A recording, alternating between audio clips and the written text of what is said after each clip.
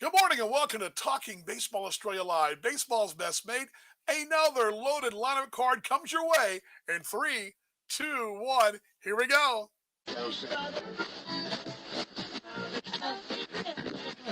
It's Talking Baseball Australia. It's baseball updates you'll really love. The MLB and ABL news you want. With Paul Morgan and Dan Vaughn. It's baseball's best mate all year round. From the batter's box to the mound. Welcome to Talking Baseball Australia Live. Dan Vaughn with you on a Friday morning, Thursday night, maybe in North America, wherever you're watching us. Another jam-packed lineup card comes your way today. My broadcast partner, Paul Morgan, he comes your way in a few minutes. He'll be joining us in the second part of the show, coming to us from Perth. And boy, the beautiful, beautiful city of Perth, Western Australia. She's a beauty, isn't she? Paul will be joining us then, though. We're going to go through all the transactions, the signings, all the news and notes. You know, the Australian Baseball League, it's just like a wave after wave after wave, week after week of player signings. Busy week again. So we're going to go through all that, break it down for you, give us our takes and our knee jerks on how things look as we finally find ourselves to October. October, only a couple more months away to baseball in Australia. That's the second half. The first half, of course, we're going to have our ceremonial first pitch, our national anthem. We're going to have our your popcorn, your Cracker Jack, whatever ballpark food you want, whatever it is your favorite. You're going to grab that from the stands right now and go to the canteen, grab it, have your adult beverage or whatever it is you want. You're going to sit back, relax. You're going to be ready to hear our leadoff batter. That's right. You're ready to hear from Mike Reedy, the CEO, the owner of the Brisbane Bandits. Comes your way off the top. Is going to be ready to say, play ball with Mike Reedy right here on Talking Baseball Australia Live. Baseball's best mate all year long. Here we go. Be strong.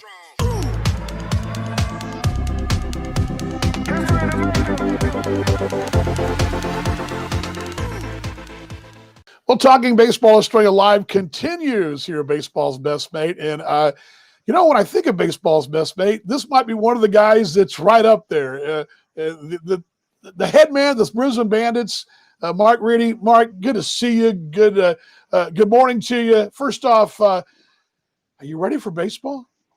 Mate, we're always ready for baseball in Brisbane. That's what we live for. Yeah, no doubt about it. Good morning to you, but it's good evening over here. Right. We got our evenings, days, all that. First off, I want to just jump in we talked about this last week. Your letter to the fans. I loved it. I thought it was one of the best pieces that any owner in any baseball league has ever done. But come out, I mean, here you are. You're the face of the franchise. You're coming out and saying, "Look, folks, this is what's going on." What went into that? What was the philosophy for you to make sure that you got the message out to the fans? I just want them to understand that we're still desperately trying to deliver baseball, and we're going to deliver baseball. And I wanted them to know that we're with them and giving them what they want. So, and if we don't talk to them and I don't talk to them, they're not going to know. Yeah, no doubt about it. I love, too, one of the things, and I've kind of highlighted here, and I went over this last week. I pulled out some bullet points. I hadn't thought about this in the terms you did, but you mentioned in the letter about change of the game, because some folks are, baseball's been slow to change, but there has been change in baseball. I loved your positioning on that. It's not, yes, it's the game basically stayed the same, but there has been change, and for the good, you really made that point to the fans. Yeah, it's a game of change that treasures tradition. So there's traditions in baseball, but the game has changed every decade for the last 140 decades. So, I mean, at one stage, they used to have 10 or 11 players on the field. So today we've got 9. Yeah, I did a thing on my Kansas City show where we were with the evolution of the actual ball. I mean, the ball has not stayed the same. Yeah. I mean, it's gone through all kinds of metamorphoses. But because a lot of folks in the seven, and I guess where that was coming from was a 7 versus 9 thing. But give me your view on that as an owner of a ball club in the ABL. Your feelings on the 7 versus 9? Are you right in the middle, or how do you feel? You passionate one way or the other? Look, when I'm sitting in the dugout and we're behind in the seventh, I like nine inning games. But for this game to flourish in Australia, look, we haven't gone as far as we need to go. In the old ABL, from '89 to 2000, they're all 7 innings games. They're all double headers, 2 days a week, 2 7 innings games. That's what it was. So people, when they say I'm a traditionalist and I want a 9 innings baseball game, I want it to be like the old days. Well, they don't know what they're talking about, because the old days for over 11 years was two doubleheader 7 inning games. That was the old ABL. The new ABL, it's been through its metamorphoses. We've had 56 game seasons, 40 game seasons. We'll have a 24 or 30 game season this year. We've had 10 weeks, 12 weeks. Um, and in fact, most of the games that we play in Brisbane are 7 innings games anyway. I mean, we play a doubleheader on Right. Saturday nights, and the weather up here, once you move into summer, it's tropical. So we get a Sure. lot of rain. We play a lot of 7 innings games. We beat Melbourne in a 5 innings game. That was um, a shortened weekend of rain. I think we had 2 7 innings, 1 9 innings, and a 5 innings game. So, but for the game to progress, we have to have a television model, a game that'll suit a television model. Most of the TV stations don't want to touch something that might run into 3.5 to 4 hours in a tier 3 sport in Australia. But if we can get it down to a 2.5 hour game, they're happy to give us a TV deal. And if we get a TV deal, we've got a sustainable sport. We've got a sustainable sport. The ABL is going to be around for a while. No doubt about it. No doubt about it. I think you hit the nail right there on the head. Dan Vaughn with you, along with Mark Reedy, the owner of the Brisbane Bandits. We're talking Baseball Australia Live, baseball's best mate. Let's kind of go through a couple things. First off, I've been there twice. Love going to Brisbane. I've noticed this, and this is the great. I didn't go last year, but I'm going back a couple years. I was impressed the metamorphosis you guys had, and I think a lot of it came along with you taking over. You're engaged not just with the fans, but with your sponsors, the city of Brisbane. You guys have really become Brisbane's team. I think more so than any ball club in the league. You've really embraced that whole. It's a different culture.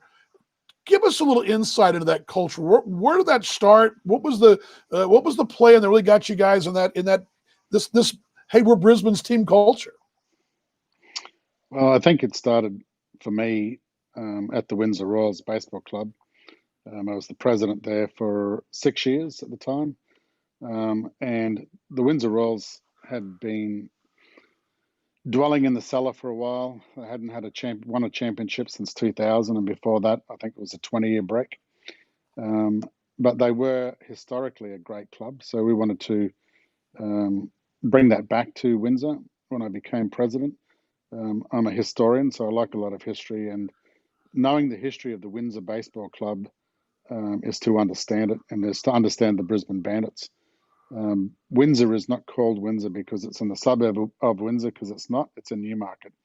Right. And a lot of people make that mistake. It's named after the founder, Bob Windsor, and Bob Windsor is an absolutely astounding person. He had a never give up attitude. He always strove for perfection, and we wanted to carry that on. So we strove very hard to bring the Windsor Royals back to its glory days, and we succeeded.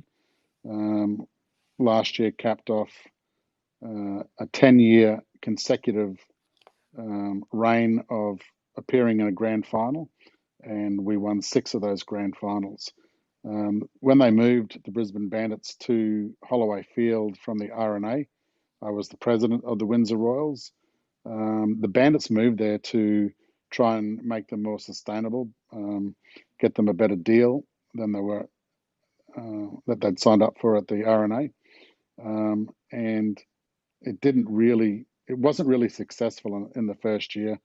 And the rumors around at the ABL is that they were going to close the franchise down, maybe move it to Auckland or open up a second franchise somewhere else in Sydney or Melbourne.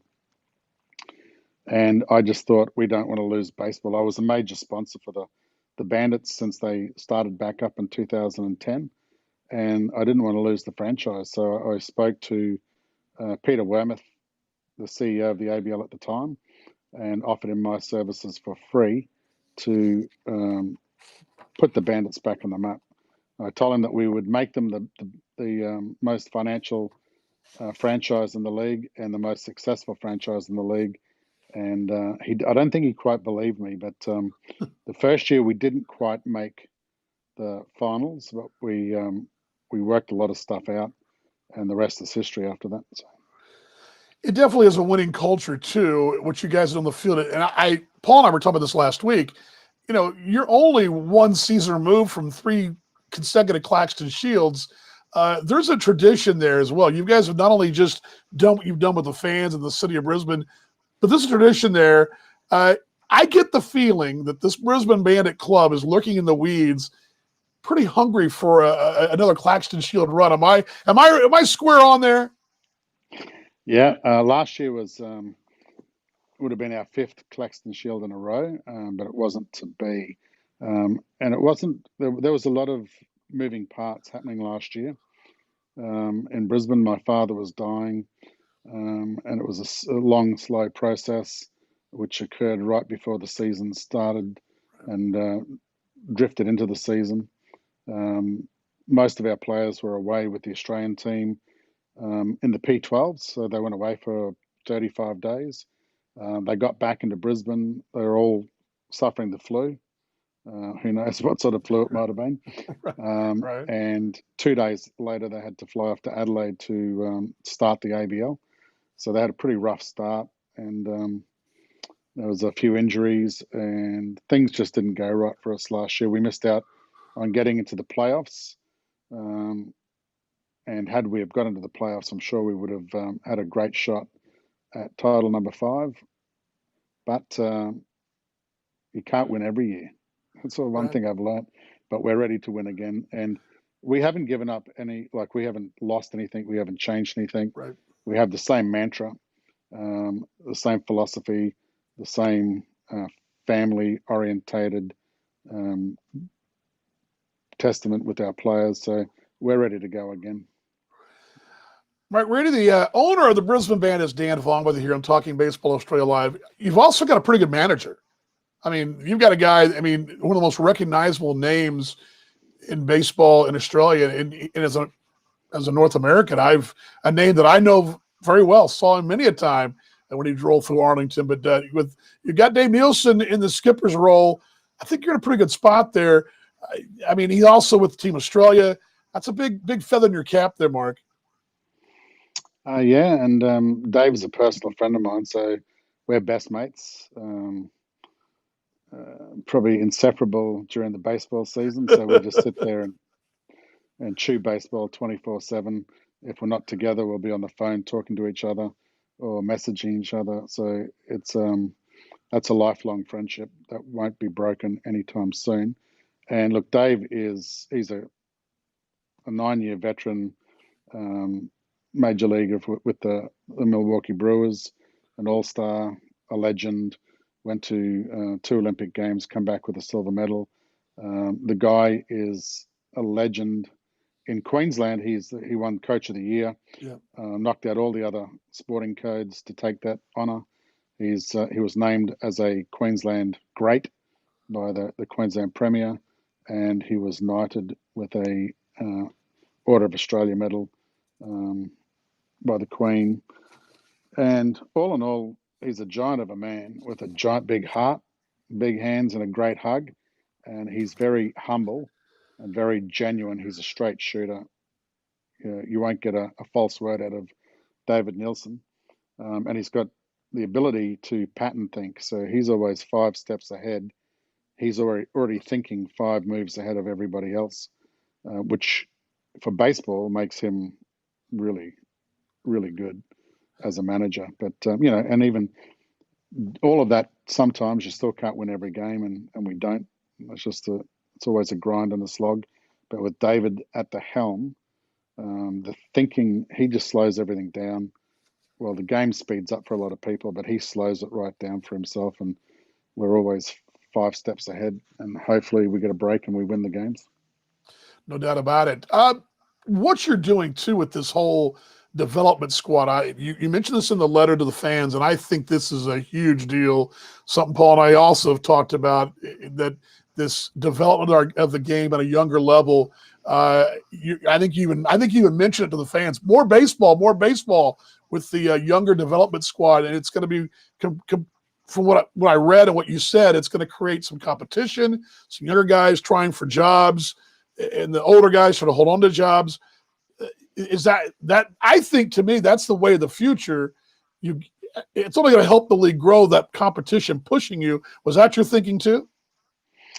Yeah, look, baseball needs flesh and it needs blood, and if you don't have that, it can't grow. So this year, we've had it on the books for a couple of years to start what we're doing now, and it's not that we haven't got around to doing it. It just takes time. If you're going to do it right, you have to take your time, plan things out. This year, we started with our youth academy, which was supposed to start in April, but due to COVID-19, it didn't get off the ground until July, and we've delivered 10 weeks, 114 hours of baseball games and coaching and training and clinics to over 150 kids in the southeast corner.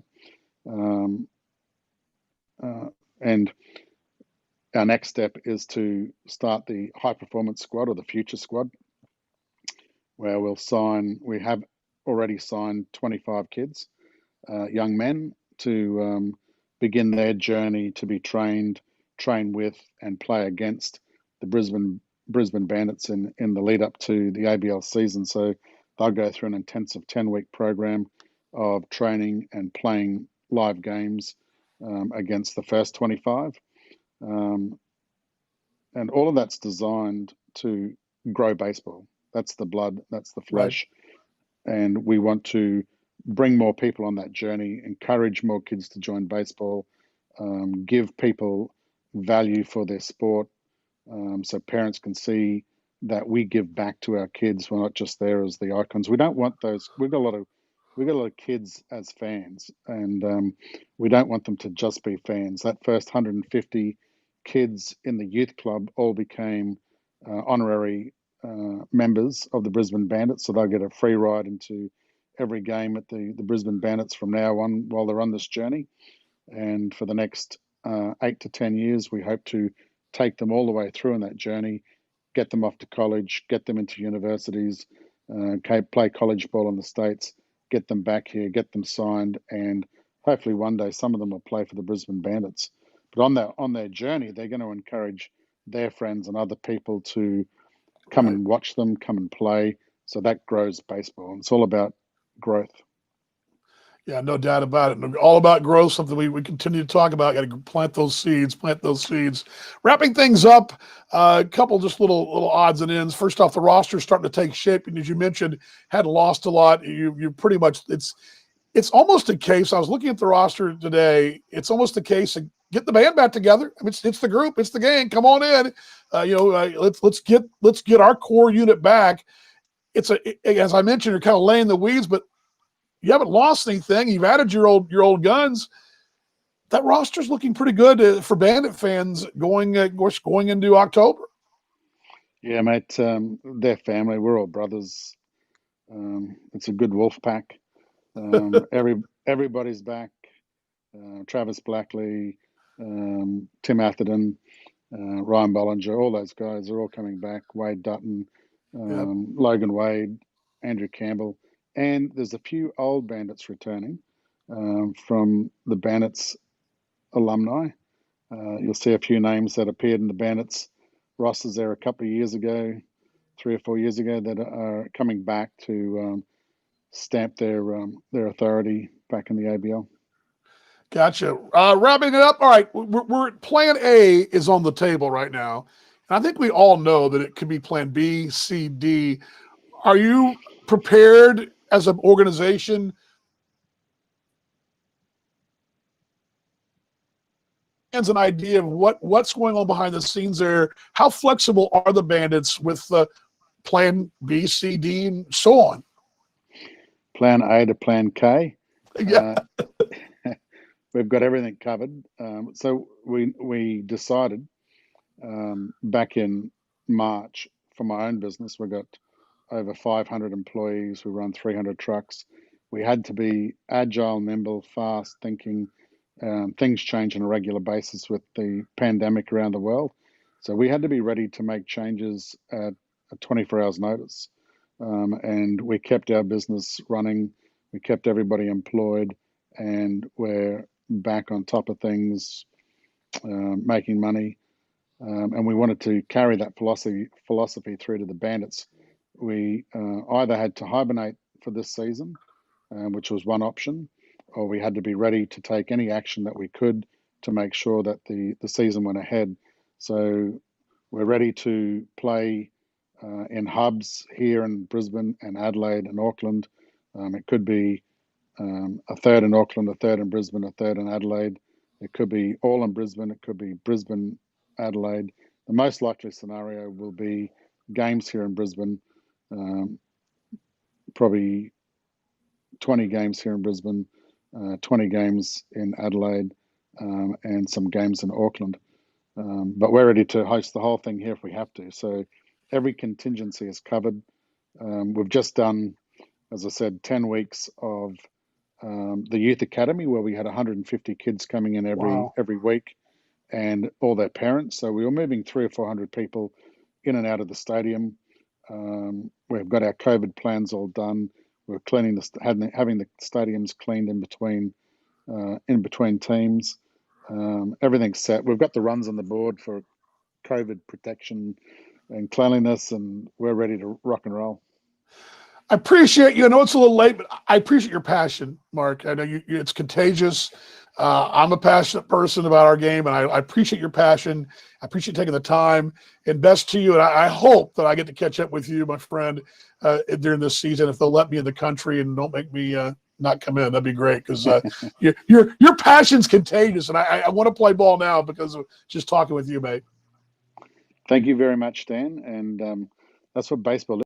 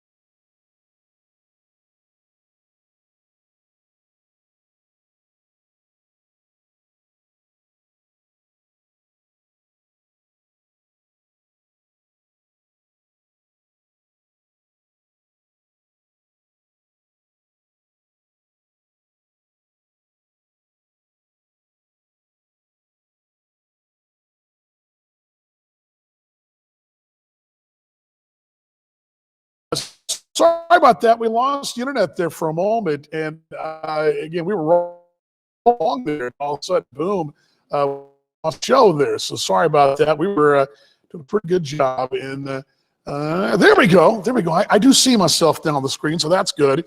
Let me make sure that I'm getting the volume here. There we go. We're back on Paul. We're back on there. Sorry about that. I lost Paul. Dan Vaughn with you here on Talking Baseball Australia, baseball's best mate. We have a lot to talk about, a lot of things going on as we speak, too, because we had, of course, you may have seen, well, first off, we were chatting. We were chatting back and forth while the interview was going on to talking. They're going to be joining us in just a moment because I believe he's trying to get back in here. And let's just see there if I can get him back in there.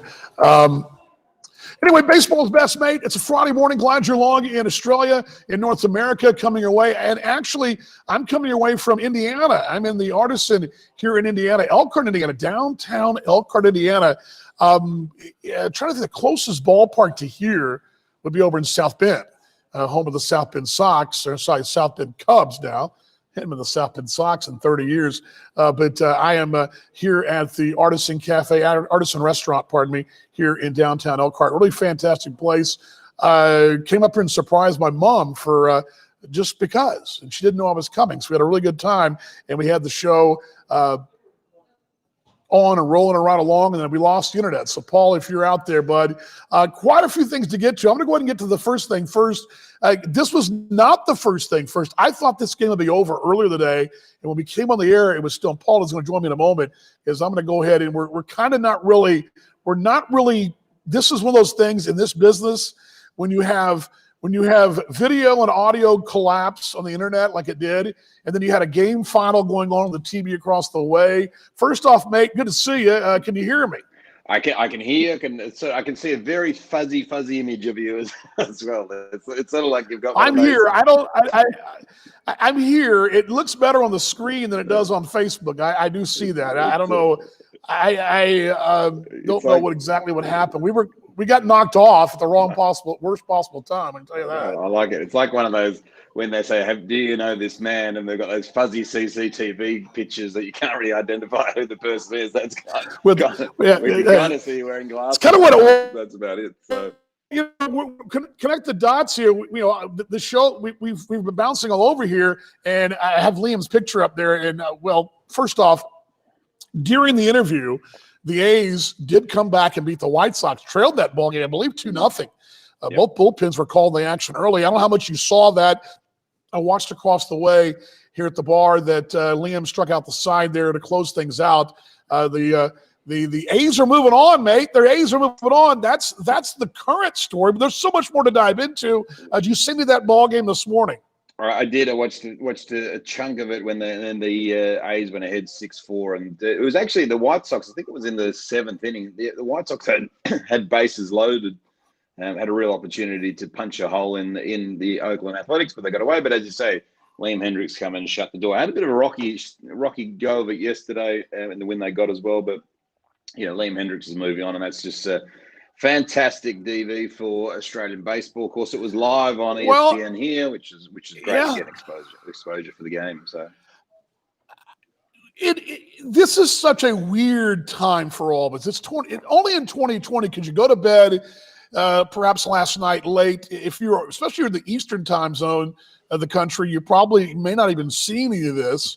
The West Coast, you did notice this and were able to message me, which over North America would have been early morning over here, that apparently, and I'm going to pull the ABL logo down, there is some news of sort coming out of Auckland.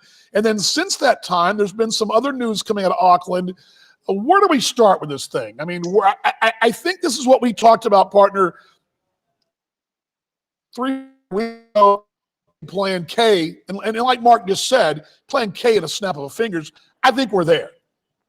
Yeah, I think you basically put a line through the hub in Auckland this year, which has knock-on ramifications as well. But there's a piece on TVNZ, which is the big network over there in New Zealand, coming out, which I thought was surprising that a lot of the news came out on the TV and into social media feeds before we heard anything officially from the ABL. We have, of course, got a quote coming up from Cam Vale to confirm it, but it looks like baseball won't be happening in Auckland this year, which does beg the question. Now, we knew there was always a sticking point in Auckland, around bringing other teams in from Australia. That trans-Tasman bubble has not existed yet.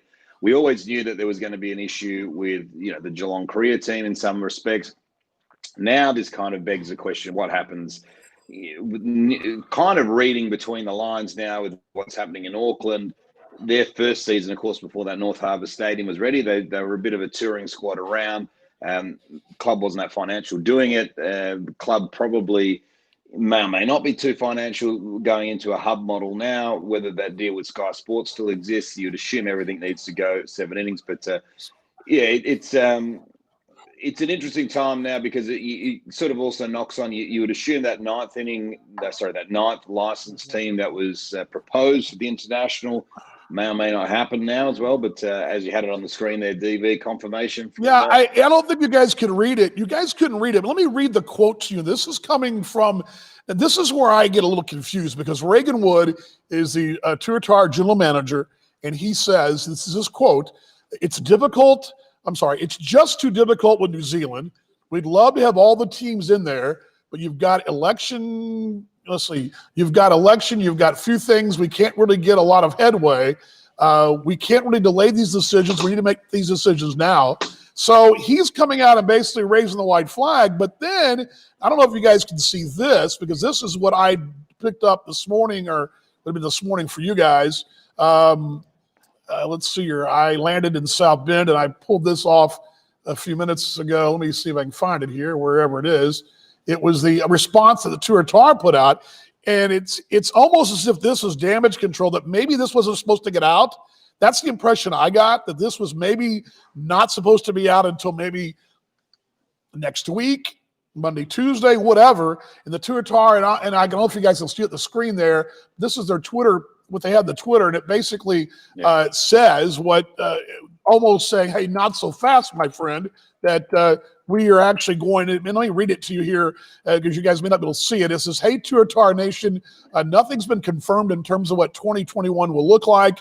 The Tuatara, ABL, Sport, NZ government, Australia counterparts have all been looking at all options. We're doing everything we can to be able to play this season. And they go on to say that COVID-19 is a massive challenge, but organizations overcome enormous hurdles.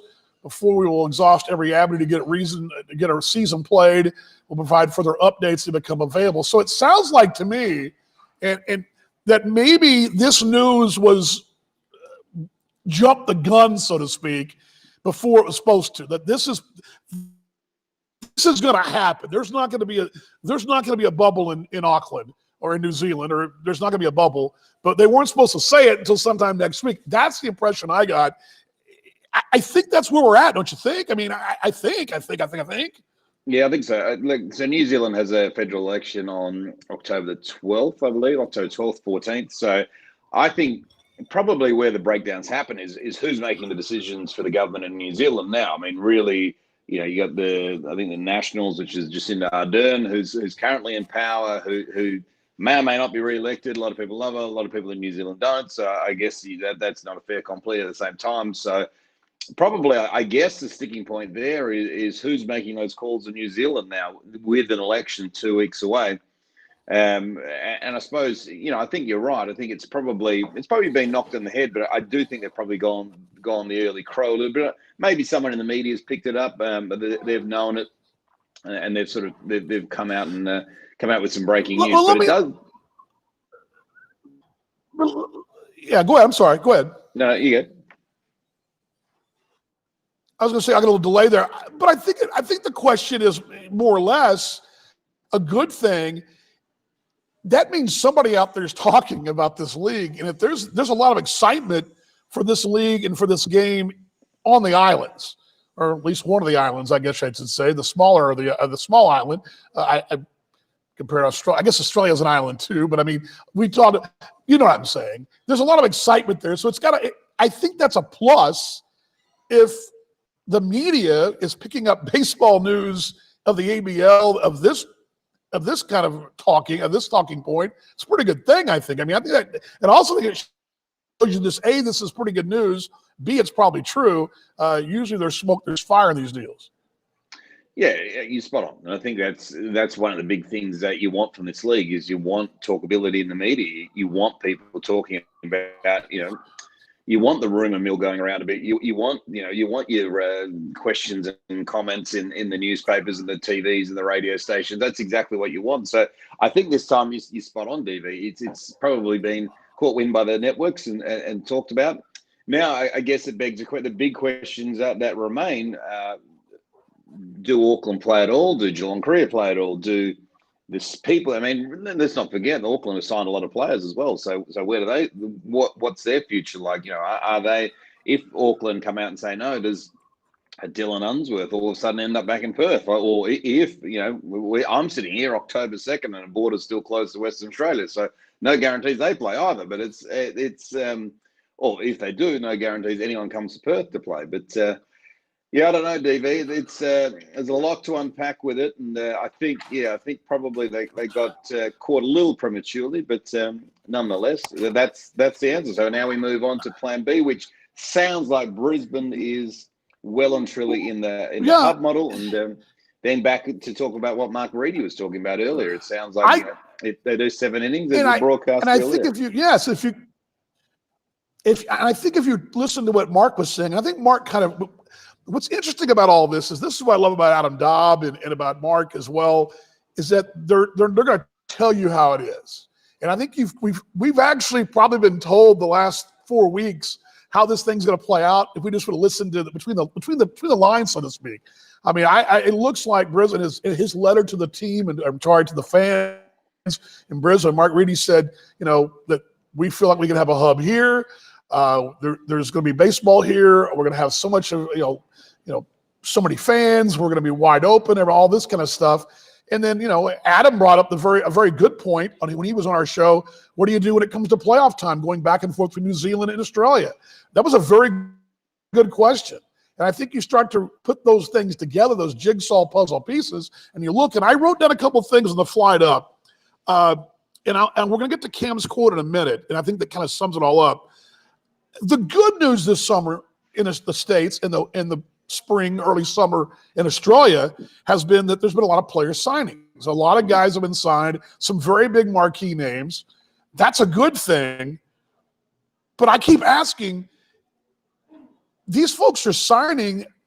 I guess my question to the ABL and to the owners, are they, and I assume they are they telling these guys, hey, if we play, we may not play. We'd love for you to play. But if we don't, I have a hard time figuring out how. I guess my question is, how real is all this reality of playing baseball? Because are they telling these guys we may or may not play, or there's a small chance we play, or a small chance we don't play? I mean, I'm kind of confused here because it's a hard way to go out and sell players on, you're going to come play in Australia, but we may not play. I mean, that's my question. I guess I'm so confused. Am I that simple upstairs in the head that I don't know? No, I do know, talking to a few people around different clubs, I do know that all contracts are subject to COVID happening, and if the season gets cancelled, it's so say all of us. I do know that for a fact that I've spoken to multiple people around that point, so that is definitely a case of, you're signing, but, if this thing doesn't go ahead, like it's, I'm sorry, but, there's no money here, so to speak. So I know that's happening, but yeah, look, Dan, I'm with you. I think there's still so much to unpack around here. Of course, we saw so much, again, we've seen so much activity this week in terms of player signings and whatnot, which everything seems to be shaping up. But then you take a step back and you kind of go, well, hang on, like, does the bubble system even work based on the fact that we know that you're in a downtown bar there, DV, just enjoying some beverage? Well, they actually, let me set this. I'm in this great restaurant, the Artisan. Again, the Artisan. If you ever come to Elkhorn, Indiana, you must come to the Artisan. It's great stuff. I had some shrimp already, or prawns already, and some quail. But I'm actually in their cool banquet room. It's really cool here, and you can see the main street behind me, small town USA. But you have to get to the banquet room, you got to go through the kitchen, and you can hear off toward there somebody broke some glass and dropped some dishes. So yes, that's live sound effects. You don't Yeah, get no other show in the world will give you this, mate. No other show in the world will give. Anyway, sorry about that. Not at all. But no, look, it does beg the question. I mean, it really is. When do we know that this is happening? And we go back to that hub scenario of, like, is it feasible? Is it feasible for Australian players to play in a hub, be without, their normal jobs, et cetera, et cetera? All those questions still are yet to be answered. We know, like, Sydney have come up and signed 6 to the New York Mets. We know affiliated players are fine, because obviously the way that generally works is the New York Mets, in this case for Sydney, foot most of the bill. But there's still a lot of loose ends, DV. It's still kind of, I don't know if you're a player and you'd signed already. I'm not sure you get the suitcase out just yet, but you'd probably have it somewhere in the bedroom. But I'm not sure that you'd be pulling it out yet, getting ready to pack. Let me read you Cam Vale, the CEO of Baseball Australia. Let me read his quote to you. I emailed him first thing. Well, it'd been overnight over there, but it'd been first thing this morning in the States. I want to make sure I got this to him, and he got this back to me and to you as well. He sent this to both of us. And he's also keen to come on next week with us when maybe we're not so all around the world. We're really all around. I'm not traveling while we're doing the show, but let me go ahead and quote you what he says. He says, this is quoting Cam Vale, in a meeting with the International Conference on Thursday. I'm sorry, let me try it again. In a meeting with the International Conference teams on Thursday, 1st of October, and meetings with Geelong, Korea this week, we'll be confirming the international schedule next week. That's next week, October 5th. There will be multiple options we have considered, which are now being whittled down to 2. So basically what he's telling us is they've met this week, and this is probably where this thing leaked out, is my guess. Somehow, some way, this got to the New Zealand media that, yes, and so obviously one of the options I would think, if you read what he's saying, is New Zealand's has been not going to happen. The bubble's not going to happen, but there'll be another plan. And I think as you said earlier, I believe, and we've talked about this off the air, it may be a smaller competition, but there'll be some maybe tournament style, maybe a baseball classic style, something along those lines could very well be in play. But it looks like to me official announcement will come next week. So yes, the league did address this, but it somehow slipped out. I think that's what I'm getting from Cam Vale's quote. Yeah, I think so. And again, I guess if the ABL had, I guess they'd want to go, look, NZ's not happening, but Brisbane's happening, and this is the schedule. I mean, it would have been, I guess, nice to, but look, at the end of the day, people are talking about it, and that's what you want. And we know, I mean, the world, this pandemic we're dealing with is a global pandemic. It's not exclusive to Auckland or Australia or US or wherever. It's everywhere, and it's a case of, I mean, you just look what's happening again in Europe. I mean, it's flared up again in Europe. I mean, Victoria, who have done a terrific job, have got on top of it again. Victoria down to 5-10 cases a day now, which is such a phenomenal effort from that part of the world, from where it was a total mess 3 months ago. But it's like there are no guarantees at the moment, and it's just it's hard. And look, I think I still believe it's going to be the biggest obstacle I believe that's going to happen over anything is I still believe that the COVID cases in the US aren't going down. And I'm every conversation that we're hearing about travel, like today, for example, I think Singapore opened their borders to certain countries. Now, unfortunately, DV, as you know, the US is not really on the high list of everyone's priorities, just based on the mess that it is over there in terms of, cases are through the roof. So with majority of players coming from the US, I mean, I think that is the biggest sticking point. That's going to be the biggest sticking point is when the governments go to look at who's coming in, who's coming out. And I think the New Zealand government were probably more aggressive than the Australian government, as the New Zealand government have been far more aggressive all along. And I think straight away they've gone, no chance we're bringing in all these, Australian, American, all these people from COVID-ravaged parts of the world. We're keeping New Zealand safe. And I think Australia's probably a little bit more open to it, but I still think that, in my opinion, is where the stumbling blocks are going to come. I think you can get all over these humps. I think the hardest part is then going to be convincing the government that I know, what is it, 70 odd Americans players, letting them into the country when, only yesterday, I mean, on the radio stations that I work for and also right around the country, I mean, there was news of a lady in Dubai from Perth who got made redundant from her job in Dubai, who can't get back into Perth, and they won't Yes, allow her to come back to I Perth. saw. And Yes, I it's saw that. also Yeah, for her to get to Perth, and this is the fourth point. You have to fly business class to get here. From Dubai to get here is yes, $8,000. Now, to get the players from the US yeah, to Australia in business class is $15,000 ish per player, yeah. probably. So I priced airfare to Australia. Now this is going to be for December, for around the time the season is supposed to start. Now flying to Australia, you're looking at a first class fare of 12,000 US, a business of 8,000, and a coach. This is a one-way ticket. I'm sorry, this was a round trip, 8,000, 12,000, and the coach I believe was just shy of 3,000 US. Usually that ticket is going to cost you about 1,200 US, and then you kind of adjust accordingly. But it's out of sight, and I know that's one of the big concerns. And I don't know. Again, I think you're right on there. I had a conversation. I had an Uber conversation with my Uber driver this afternoon, and I woke up this morning in Dallas, and American Airlines, one of the largest airlines in the world, had laid off or furloughed 19,000 people. 19,000 people were furloughed this morning. And I can tell you, walking through DFW Airport, one of the largest and busiest airports in the world, there was a malaise, a lot of slumped shoulders. A lot of folks, everybody they knew had lost somebody. Lost somebody, the coworker, to the furlough. I had a heck of a time getting an Uber in South Bend because the air traffic's so down that smaller part of the smaller airport. Those Uber drivers the cab drivers weren't there. I mean, it's all trickled down.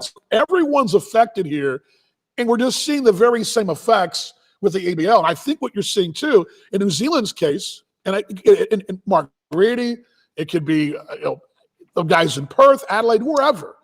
They've got a business to run too.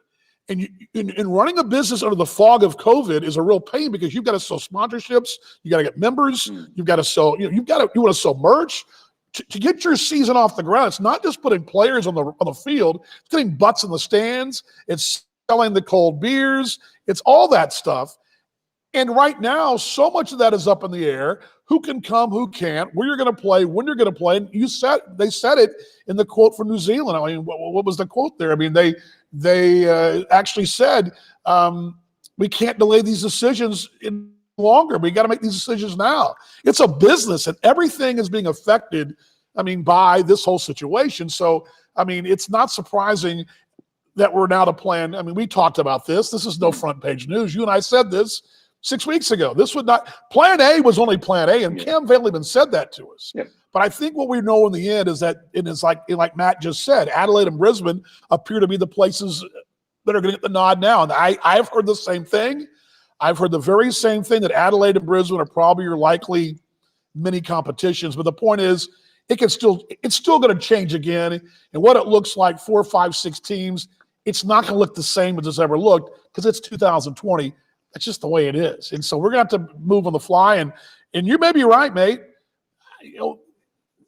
It may just be 2 teams for all I know, but it's going to be I think it's going to be hard for all 8 teams.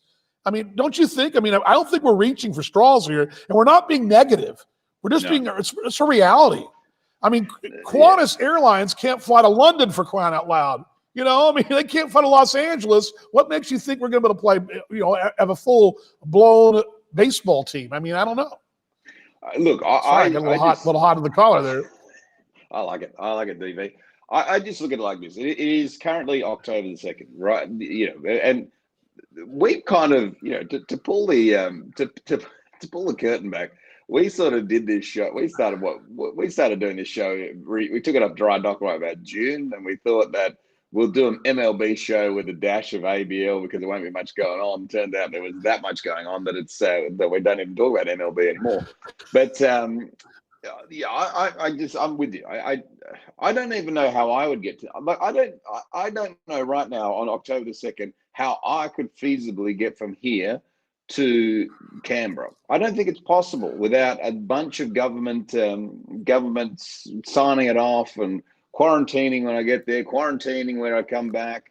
It's and you're talking about a competition that's supposedly starting in 4 weeks' time. It's in 8 weeks' time. It's December, and then it's supposed to be starting in 10 weeks. Now, is something miraculous going to happen in 10 weeks? Is there going to be a vaccine in 10 weeks? Is there going to be,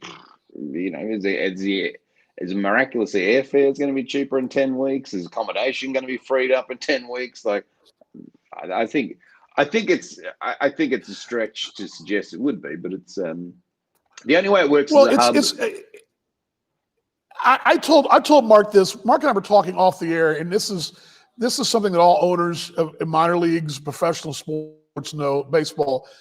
On a good year, on a really, really good, actually, wasn't Mark's conversation. I was talking to the old owner of the Kansas City T-Bones about this on the phone.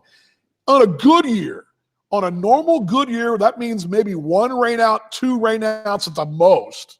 And that means you have great weather. You don't get a Friday night rain out on the fireworks, not on 4th of July. Everything goes smoothly. You maybe make 10, 15% profit, and you put that in the bank, and you break even everywhere else. That's on a good year. Now, there's St. Paul who draws 8,000, but by and large, the baseball, the margin of error is very small financially in business. That's on a good year. Now, this last year, there were 7-figure losses in the American Association alone. 7-figure losses. That means teams played 60 games, or a 60-game schedule, lost 7 figures. Okay, that's an American Association baseball league where those teams, I would say, of the 12, 8 to 9 of them break even, another 4 of them, 5 of them make a small profit, and maybe 2 of them make a really good profit, and some of them run the red. The point is, that's not a good year. This is not a good year. This is a really, year. Right? I mean, insert whatever you want to call it. It's a bad year. So the challenge is now for Adelaide, Canberra. Okay, I'm gonna get my Mets players over because the Mets are paying for them, but I'm gonna bring in 4 imports that I got to bring in, and I got to pay for accommodation for 2 weeks just to get them in the COVID quarantine. I got to pay that crazy airfare. I'm already out, $4,000 to $7,000 before I've ever paid them a dime to play for me, and that's not a very good business model. You start doing that 2 or 3 times, that's $21,000. I don't know about you, but that's a hard check to write at our level of baseball. I'm not saying it's impossible. You're asking for a lot. And I think the business model of the ABL is not conducive to doing that. And I think that what you've talked about a little bit is that you could see things being different, competition-wise, with a smaller competition, maybe only Australian players. Maybe it's a tournament and that's it, but there'll be something. But the business model is not made for this whole situation. I mean, obviously, the business models, if American Airlines and Qantas Airlines can't fly internationally because the business model's bad, how in the heck can you bring in baseball players? I mean, it's the same. Again, I get fired up about this whole thing. So maybe it's our passion, mate. It is. And look, there's no real solution to it all because. I think, to be perfectly blunt, like even putting a broadcast deal in is not going to save your season. Like you're not. I mean, I know a lot about broadcast deals. I mean, one of the few things I know about in life is broadcast deals and media in general. It's sort of probably the only thing I really know, to be honest with you, DV, that well professionally. And I can tell you, like, the proposition, the idea to go, hey, we're on KO or Fox Sports now or ESPN, and so say of us is just not even remotely. ESPN in Australia, they don't even really have commercials in the NBA finals currently. They just have promo spots for ESPN. So they're just taking that footage from ESPN. Like, I don't think typically, like, if you went to Major League Baseball, you get your CBS, all these broadcasters go and pay Major League Baseball a bucket load of money for the rights. Is Fox Sports going to play the ABL a bucket load of money for the rights? Probably not. They're probably going to say, hey, we'll show it for content. What's that? Is there a deal in play to take a clip of the ticket for Fox's revenue? I don't know. Like, are they going to get much revenue? I don't know. Like, I kind of know what revenue is out there at the moment in TV and radio land. The market's pretty small, so I'm not sure how that works either. So it all comes up like, in the end, I think DV something happens. I think it probably more looks like I think potentially the East Coast based competition is my gut feeling. I just think that's probably places you can go via bus are probably a little more feasible. They may be sort of an area between Brisbane, well, not so much Brisbane, but maybe a little area between Sydney, Melbourne, Canberra might sort of be a little triangle. More of the feather ball, please, sir. But yeah, Thank you. I don't. Any more good for you? I don't You think take it. Thank you. Would you like another? Or Please, you can put the table in there. Yeah. Thank you. Just Yeah, it's fine. Sorry about that. just wait for your table service. That's right. Hey, you got to. I love. This is the best. This is the best. One of the best episodes ever. Only thing was, if we hadn't lost the internet, this would have been the best show ever. Because I'm getting waiter service as I'm on the air. This is the best. I'm actually got this whole banquet room to myself. I got the whole banquet room to myself. I got a great old historic building built at the turn of the last century, or a century before, into the last century, 2 centuries ago. Fine dining. I'm getting treated like a king of the Artisan. You got to come to the Artisan in Elkhorn, Indiana. Get your butt here, folks in Australia. But anyway, Jimmy, let me give you one final little piece here. Then let's sort of, because really this show going forward, it's almost like everything else this year. This show is an asterisk. You've got the asterisk next to the World Series, the Stanley. Everything's an asterisk. So let's just go ahead and say from the top, everything from after the end of this subject on is all meaning, assuming we play. How important do you think it is for the ABL to play at least something? I mean, do you think it's important, or would they be better served circling the wagons and saying, okay, let's reset for 2021? What are your thoughts on the ground there? What do you think is the best way going forward? Because I think the commitment is there. They want to play something. How important is that? I think it's critical that they play something. Now you're going, if you can get through the logistical hurdles. I mean, there's no reason why at baseball park in here in Perth you couldn't get 2,000 odd to a game. Like there's no, the restrictions are not as severe as they once were. So there's opportunity. The real trouble's in the logistics of how they pull it all together. Now, whether you start doing something like, whether you start getting creative and whether you start going, okay, well, if we've got 6 teams, if we've got 6 teams, for example, well, 6 teams in, whether you start going, okay, all 6 teams are going to go to Perth, for example, and they're going to play around in Perth. There's going to be a week-long festival of baseball that they all play each other and yada, yada, yada. And then that's round 1. Then in round 2, they go off to Adelaide. They all do the same thing, yada, yada, yada. And then round 3, they go off to Brisbane and do the same thing. So at least the teams that are playing have an opportunity to get fans to the stands, make money on those concessions, make money on those beers, make money on that merchandise. I think if you do something like that, it can happen. But I don't think the hub model will work for Australian. But I don't think if they go, hey, we're all playing in Brisbane this summer, I don't think it's going to work. Just because you've got so many players that are reliant on their jobs that it may or may not happen. And then you're kind of going, are you going to get an enormous amount of broadcast interest in the games? That assumingly, if you went to a hub, you're going to have to play baseball every day. And then is there the appetite to watch Monday afternoon baseball? Like, probably not. Like, let's be perfectly honest, probably not. Maybe there is, maybe there's not. But it's like then, your product is very, very different. Like all of a sudden you're playing every day. You got, in Brisbane, you got Perth playing Adelaide on Monday at 3:00. And does anyone care in Brisbane? I don't know. Maybe, maybe not. And you kind of, you go back into that model, which without those broadcast dollars, it's like every other sport that's been successful. Like the AFL has been successful. The NHL, we just saw unfortunately Tampa Bay Lightning win the Stanley Cup. The NBA has been popular. They've been successful. Thanks a lot. Yeah, all these things have been successful because they have broadcast money, and it's bad. I don't know, DB. Yeah, well, what do we go again? The asterisk of the rest of the show. Let's blow through the other topics because we could go on. Really, Yeah.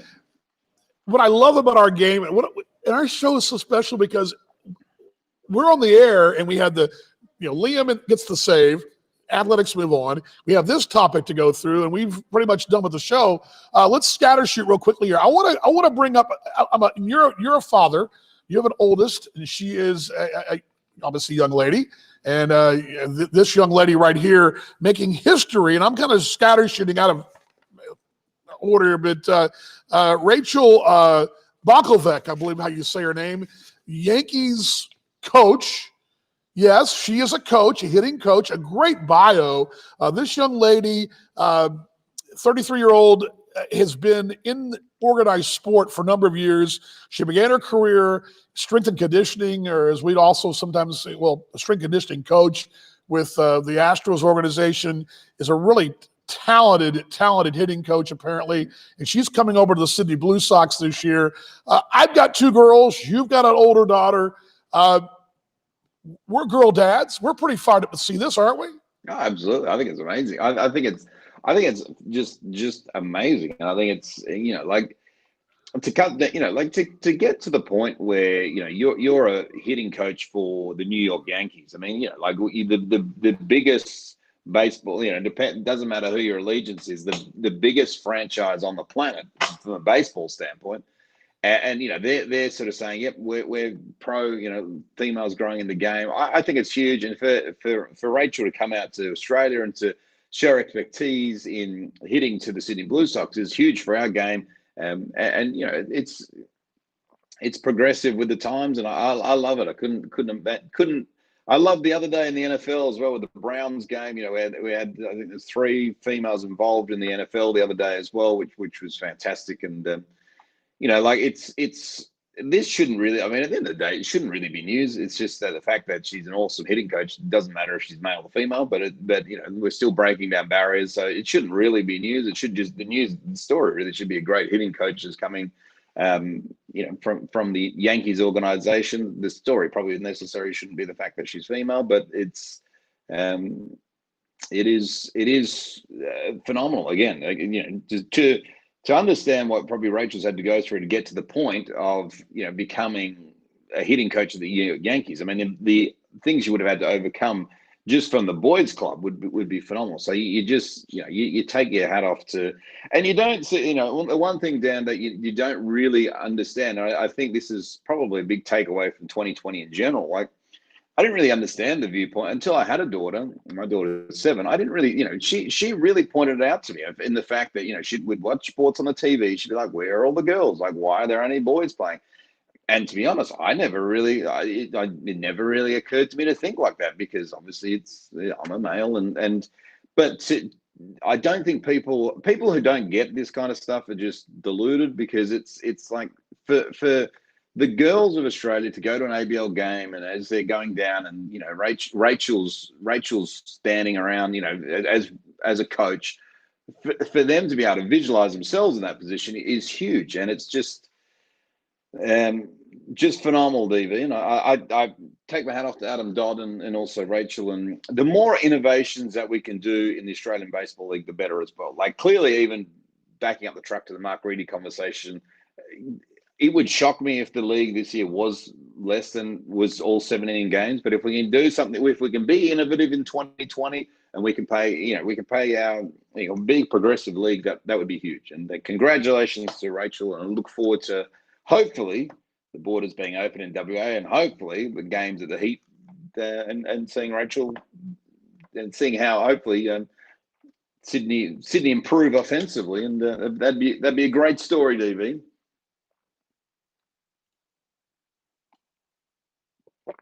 Lost your audio, Dan. If you can hear me, we've lost your audio. I think. Well, now we've still got no audio for DV, so DV will sort his audio, but we'll also run. So a couple of other points we wanted to go through in Talking Baseball Australia. Also, as we still can't hear you, DV, a couple of gift to go pay. Oh, you go. You're back.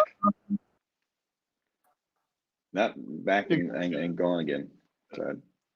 Oh, there we go. You got me now? You got me? Yes, Bueller.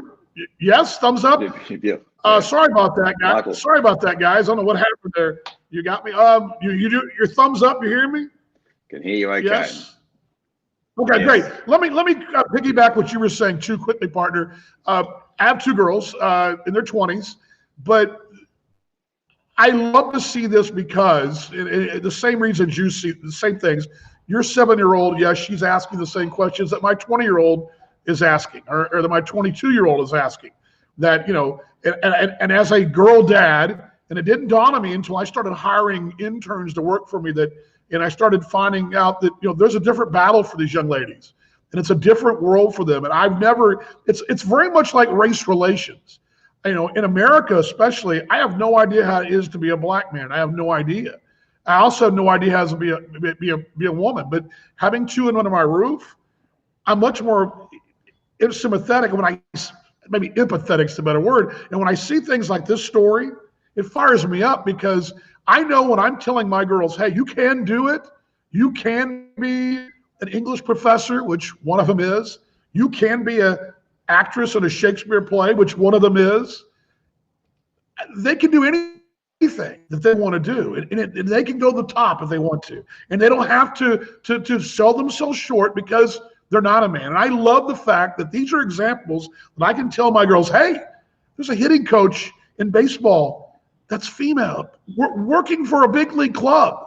And that's a great example that I can't, as a father, thank Rachel enough for being that kind of example. So I give you that. Where else should we go, partner, along here? Where else should we go? What else do we got to do? Close this thing out because we're We might just quickly wrap up. So Giffen and Gopay off to the Brisbane Bandits, which is a new story as well. Alex Hall signs with the Heat. We've got it on good information that this week the Heat will lay out a bunch of signings that will surprise no one because it'll be most of the guys from Perth who played last year. So that should come through the wires in the next couple of days. And there's Gift, and that's a big in for the Bandits as well, especially at that ballpark as well. Gift's got a bit of power behind him, can knock a few over as well. So interesting there, DV, but it's just more depth for the clubs that have been busy. Sydney, Brisbane, Adelaide, of course, Melbourne, and Auckland. Just more depth there. There's a guy right there, Alex Hall. I love this kid. He's a future. He's a star now, but I think he's a guy that it's hurt by playing ball in the NIL this year. He was. I don't know if you've looked at his numbers, but he's consistently batting 280 in the minor leagues in his three parts of 3 seasons over there, and not playing. All that did was hurt his momentum, and I'm looking forward to seeing him get back out there. This kid's got a legitimate shot as a catcher, especially you only want your catcher to bat 250. You can bat 280 plus as a catcher and have a better than average arm. You can do something. You can stay around a while, and if you're doing that at the national league level or the national team level, that's a good thing. So good to have Alex Hall back. By the way, on the Heat topic too, I'll tell you this. I have it on good authority, very good authority, that they're working hard on not only the Tampa players will be coming over, which we'll have some breaking news for you, I believe, in the next week on that. We're reaching out to get that, and I think we're ready to announce some of those Tampa players. They're also working hard on some independent players from the States, not necessarily big league type guys, but some very solid resumes, CVs, and pitching. I can tell you that right now. There's some really solid work being done, and I think there'll be a really solid signing coming their way. By the way, I'll go ahead and let my mom put this on the screen there because she says I'm broadcasting from her favorite classy restaurant in Elkhart, Indiana. We sure are. There we go. And so where else should we go, partner? We got a little more time or not? I can squeeze in a couple more comments here. Questions and comments from you guys as well. Great to see that the great Mama Cece as well would have been in her younger years been a football coach, even though there's something tells me Mama Cece would be a pretty handy football coach as well. Of course, Dan, your brother, is a football coach as well up in the part of the world you are at the moment. But I reckon Mama Cece would have fired the guys up and. She would have. I don't actually know. Is Mama Cece a Cowboys fan? She's a Cowboys fan and Patrick Mahomes fan. And she used to like Peyton Manning when he played for the Colts, but she's a Mahomes fan and a Cowboy fan, especially old school Cowboys. And then she also cheers for the Bears because Jason Spriggs, who is from here in Elkhart, Yes. Played for the Bears, and he played for my brother, and he played with the Packers. He played with my brother in high school and at the University of Indiana as well. So he's a local product that she cheers for the when he's playing. But yeah, to pull the curtain back, I flew up to Indiana to surprise my mom. She turned 80 this last summer, and we couldn't get together. So I flew up here, surprised her, and my friend up here lined up surprise for her. She showed up at 5 o'clock. She had no idea I was even in town, and great. So we're having a nice time, and I shoot the show from right here, which is all good. I appreciate the folks here at the Artisan for doing that, doing a great job. So all good. But yes, and my mom says thanks. Really, we won't go through all the rest of the transactions. I can kind of list them for you right here. Well, one more I want to tell you about. I think this is pretty big because you talked about this last week. David Sutherland coming back to Brisbane to get the band back together. Yeah. You talked about this, about the names that are out there, the Nielsen's, the Erasmuses of the world, the Kennellys, those names out there. Those are names you want to see. And you heard that Mark Reedy earlier in the show talk about Travis Blackley and back with the Bandits as well. We didn't dive into the topic either from Mark Reedy, which, was interesting. I thought the high performance angle was interesting about what Brisbane are doing. Opens up the conversation. It is an under 23s competition feasible down the road. We'll talk about that in future shows as well. But our Goofy back for the Bandits, which is great to see as well. And now, if the ABO plays this year, he'll be the first player to play 400 regular season games in the relaunched league. That's a big if because they're only going to play. He's got to play all 24 games. But if he does, he would be the first guy to do that. Alan D. San Miguel, I believe, has the record. Played 386 so far. So Alan is the record holder of the modern ABL. But that and there's other. Just kind of scanning things here. You already mentioned Nagope. You've also got, just looking down here, the Aces also. Oh, here's one more. Just quickly, I won't put the picture on the board for. Just kind of blow through this here. As Daniel McGrath, a guy I like a lot, seen him pitch in the States. Phillies farmhand, he'll be back. Also, Luke Leftwich, a AAA guy, also coming to the Aces. Aces getting better there. These are all, the rich keep getting richer right there. That's some depth, a quality guy right there. And I just want to kind of give those to you. And then also one more thing, it was circle back to Tuatara. Tuatara wound up bringing in, and we got to mention this, they bring in Mikey Riddles from Adelaide, who just finished with St. Paul, the association, former Kansas City T-Bone. Mikey was the batting champion last year. He goes to Auckland. Again, this is all asterisk. We've also seen Jared Walker, the Auckland MVP, their team MVP last year, is back. And then a couple of young men who have some time in the big leagues in Wei Chang Hung, and also former Ranger, actually he was a former Ranger, former Cub, Jinho Sung, the pair there signing. So some busy times there. Any thoughts on any of those names aside Sutherland? Obviously, I know you have thoughts on him. Any other thoughts on the rest of the hot stove? No, I think Mikey Reynolds is a great pickup for Auckland, but then again, do Auckland play? Highly, we don't know. And then we could be very well talking in the next couple of weeks, DV. We could be doing a show very similar to what you did in the American Association, which all the players are up for grabs in teams that are not playing all of a sudden. So it could well go into that scenario as well. But yeah, I like Mikey Reynolds. Big loss for Adelaide there. Their first kind of real, I guess, their first misstep, if you want to call it that, of the hot stove season. They've been going so well, so that's one thing that didn't happen. But who knows what next week brings us, DV? Last week so we thought we had this thing all ready to go today. Then I get a message from you at sunup, and I'm getting on my flight. I'm like, oh my gosh, we got to totally revamp what's going on here. But we never know. We do expect Cam Vale to stop by next week or give us a longer extended quote, or maybe even just an audio quote or two. Yes. So stand by for that. We'll be a little more organized next week. Any more final thoughts for you as we shut down on a Friday, which we know something else will probably come out once to go off the air. Well, I'll be on the road next week. I'll be down in beautiful Yellingup in the southwest of Western Australia next week. So I'll be hopefully have some form of internet down there. But yeah, it could be question Maybe marks. Maybe you'll go off the air like I did. Yeah, maybe. So it could be question marks. I'll end up on the air next week or not. But no, look. Final thought. Look, I expect now that. You're there. You're there. It could be that, but the backdrop will be nice. Maybe I'll try to go down by that little Surfers Point or something like that, and just do some real quality TBA. But look, Dave, I don't know. Like, what does this week bring us? I think I've got on good authority that the Heat will sort of roll out there. Like the band will be back together there, similar to Brisbane. I think I'd see that. I think now it probably accelerates the hub being shut down in Auckland. I think you need to bring out a good news story pretty quickly. So I'd imagine that you'll have plan whatever we're up to now.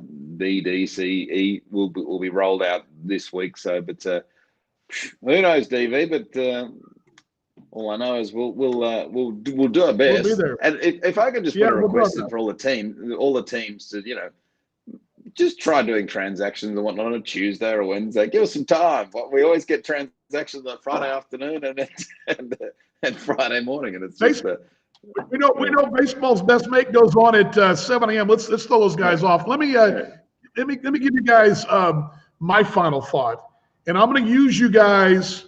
Well, I've used this before, and I've used this earlier this year, but the American Association went through this very same thing, and it was scary. I mean, it was nerve-wracking. Now, all the teams didn't play, but they played. And I think that if you're gonna go through, you've already gone down the path. If your commitment is to play baseball, which I believe Cam Vale, when he says we're going to play baseball, he's told us point blank. Now that doesn't mean all the teams will play. Doesn't mean we're going to play 40 games, 60 games, 100 games. But there'll be some baseball, and I think that's what you got to hold on to. You got to hold on to that fact and know that it's going to be different. It'll look different than it's looked before. It'll feel a little different than it's felt before. But when you're at the ballpark that night, when you're there, you're going to see the same thing you always see is great baseball in a great league with passionate fans. That's what you have to hold on to, because that's what's going to happen. You're not going to see what we usually see. And that's okay, because this thing will go forward. And that's my thing. To fight forward, as Mark said, had to have some change. So that's kind of my final thought, mate. I will show you one very final thought. If anyone is in Perth next weekend, baseball's back at Baseball Park next weekend. Of course, big festival of baseball to launch the start of State League next season. So Friday night games will be happening at Baseball Park. That'll kick off the season. Then Saturday night, I'll be down there on Saturday night emceeing a little event as they open up the baseball. There'll be a historical museum, which is very cool, DV. I'm sure you'll get an absolute kick out of that next time. Beautiful museum built at Baseball Park and down there. We're going to talk about that. Yep. We're going to talk about that too. And I want you to give us a preview of that. And Lachlan Dale will be joining us in a couple of weeks as well to talk more about baseball Western Australia and that whole new initiative, which is exciting to really for the historical side of baseball out west. And I think Saturday night, that Saturday night game though will be a great one for anyone. So the Morley Eagles, I think, taking on South Perth. Big signing for the Morley Eagles. Ulrich Bialski will be in the lineup for the Eagles. So there we have Ulrich and Jesse Williams.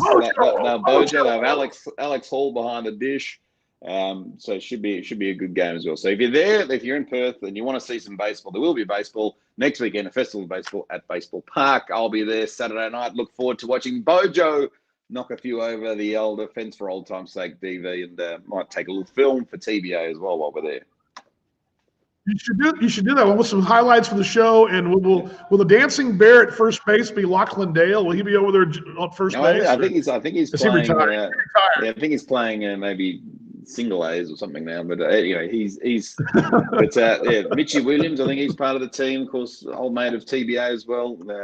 So the Eagles, they'll be ready to go. So. We'll run, DV. Thanks for doing this. Appreciate you doing it on the road. You've done such a great job. You're a true professional. Of course, before we go, everybody, DV's birthday earlier in the week. So big happy birthday, Dan, Vaughan, and DV had a great birthday this week. So thank you for joining us in Elkhart. The the drinks car keeps coming for DV. I'll be there in a second. So he'll Yes, be that. it's time. It's that time. man- The party's on. Yeah, The party's that on. man- I'm going to head back to my table and have a good time. So, all that good, mate. I man appreciate you. All right. Okay. Talk soon, DV. Thanks, everybody, for All right, tuning in. love you, mate. Good to see you. Thank you guys for joining us. Thanks to my broadcast partner, Paul Morgan. Thanks to the Artisan here in downtown Elkhart, Indiana. Thumbs up. My mate Joe doing a phenomenal job. Just doing a phenomenal job as well. And big thanks to Mark Reedy for joining us. Big thanks to you guys for joining us as well. A big tip of the cap. I'm telling you, I say this all the time. Brad as well. Brad, the one of the owners and the manager here, the Artisan, and again my Joe, and then my mom. Surprise my mom, and to you guys. I say it all the time, and I mean this. You folks in the Australian Baseball League, you fans, whether it be in the beautiful West or in the tropical East or down south or wherever you are on the island, it doesn't matter where you are, what capital city you're in or what city you're in. You guys are great. You're the best fans in baseball. I firmly believe that, and much love. And as Paul and I talk about, I say to my T-Bones faithful, let's be better tomorrow than we were today.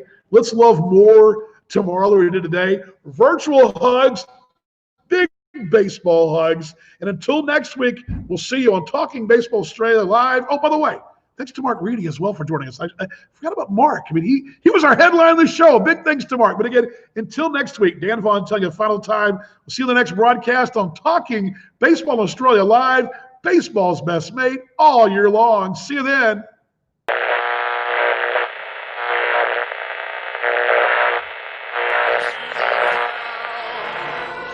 Buy me some peanuts and Cracker Jacks. I don't care if I ever get back for its fruit.